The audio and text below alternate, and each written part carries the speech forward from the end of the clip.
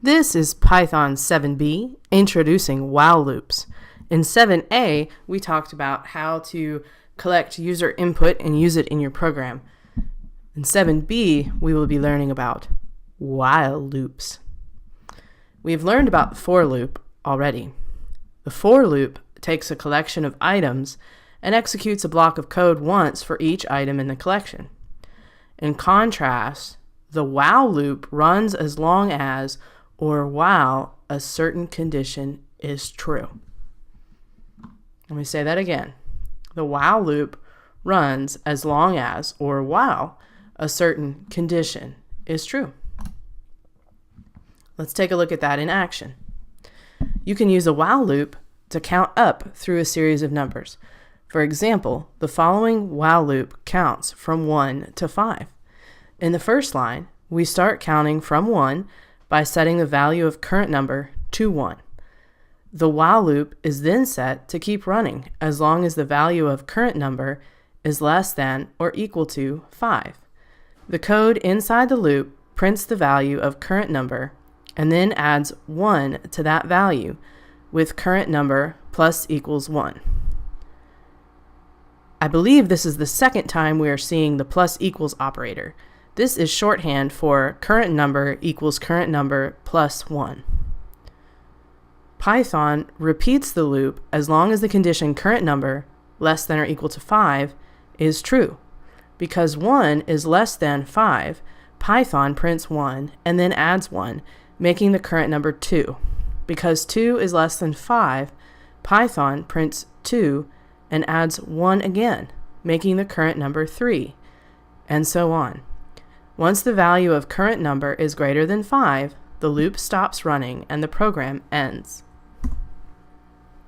The programs you use every day most likely contain while loops. For example, a game needs a while loop to keep running as long as you want to keep playing, and so it can stop running as soon as you ask it to quit.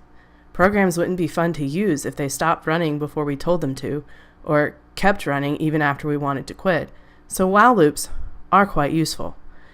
You may be thinking you could have used a for loop to print these 5 numbers.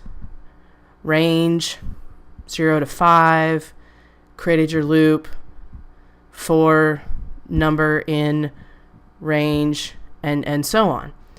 And sometimes you may be able to complete the task using either a for loop or a while loop, and it won't really matter which you choose. However, there will be times when the while loop will really be the only effective solution for your problem.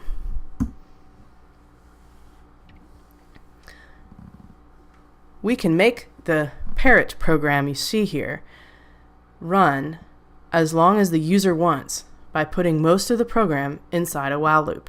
We'll define a quit value and then keep the program running as long as the user has not entered the quit value. Here, we define a prompt that tells the user there are 2 options: entering a message or entering the quit value. In this case, quit. Then we set up a variable message to store whatever value the user enters. We define message as an empty string. So Python has something to check the first time it reaches the while line. The first time the program runs and Python reaches the while statement, it needs to compare the value of the message to quit. But no user input has been entered yet. If Python has nothing to compare, it won't be able to continue running the program, and you'll get an error message. To solve this problem, we make sure to give message an initial value. Even though it's just an empty string, it will make sense to Python and allow it to perform the comparison that makes the while loop work. The while loop runs as long as the value of message is not quit. This program works well, except that it prints the word quit as if it were an actual message. A simple if test fixes this. There you see quit down here. Now the program makes a quick check before displaying the message and only prints the message if it does not match the quit value. See? No ugly little quit there. In the previous example, we had the program perform certain tasks while the given condition was true. But what about more complicated programs in which many different events could cause the program to stop running? For example, in a game, several different events could end the game. When a player runs out of ships, when their time runs out, or the cities they were supposed to protect are all destroyed, the game should end. It needs to end if any one of these events happens. Not all of them, any of them. If many possible events might occur to stop the program, trying to test all these conditions in one while statement becomes complicated and difficult. For a program that should run only as long as many conditions are true, you can define one variable that determines whether or not the entire program is active. This variable is called a flag. It acts to signal the program. We can write our programs so they run while the flag is set to true, and they stop running when any of several events sets the value of the flag to false. As a result, our overall while statement needs to check only one condition, whether or not the flag is currently true. Then all of our other tests to see if an event has occurred that should set the flag to false can be neatly organized in the rest of the program. Let's add a flag to parrot from the previous section. This flag, which we'll call active, though you can call it anything, will monitor whether or not the program should continue running. So there's our flag. Active is a common flag. We set the variable active to true, so the program starts in an active state. Doing so makes the while statement simpler because no comparison is made in the while statement itself. The logic is taken care of in other parts of the program. Somewhere else, active might be set to false or true, but it doesn't happen right here. As long as the active variable remains true, so while active, that means it's true, the loop will keep running. In the if statement inside the loop, we check the value of message once the user enters their input. Notice we're using the flag again here. If the user enters quit, we set active to false, and the while loop stops. If the user enters anything other than quit, we would print their input as a message, and true would remain true. That means the loop would keep running. This program has the same output as the previous example, where we place the conditional test directly in the while statement. But now that we have a flag to indicate whether the overall program is in an active state, it would be easy to add more tests, such as elif statements, for events that should cause active to become false.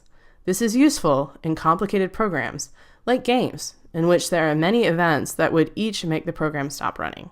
When any of the events causes the active flag to become false, the main game loop will exit, a game over message can be displayed, and the player can be given the option to play again.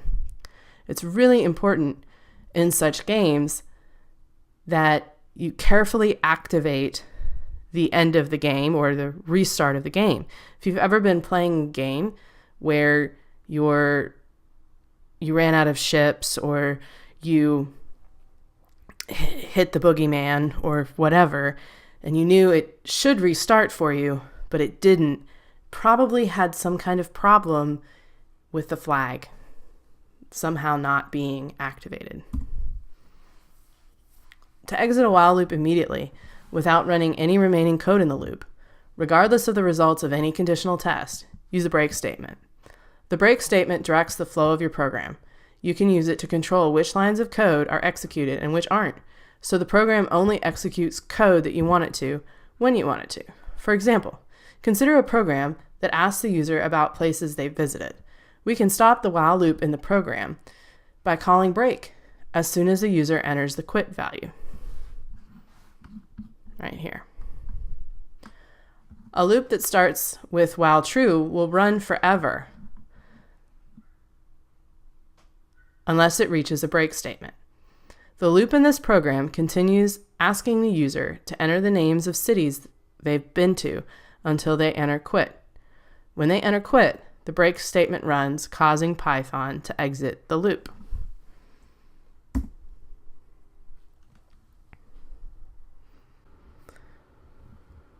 Rather than breaking out of a loop entirely without executing the rest of its code, you can use the continue statement to return to the beginning of the loop based on the result of the conditional test. For example, consider a loop that counts from 1 to 10 but prints only the odd numbers in that range. First, we set current number to 0. Because it's less than 10, Python enters the while loop. Once inside the loop, we increment the count by 1. Plus equals right there. So current number would be 1. The if statement checks the modulo of current number and 2. If the modulo is 0, that means it's divisible by 2, therefore even. The continue statement tells Python, ignore everything else that's in this loop and return to the beginning of the loop. If the current number is not divisible by 2, therefore it's odd, it would not hit continue. Instead, it would go down to print the current number. So here's the output of that code.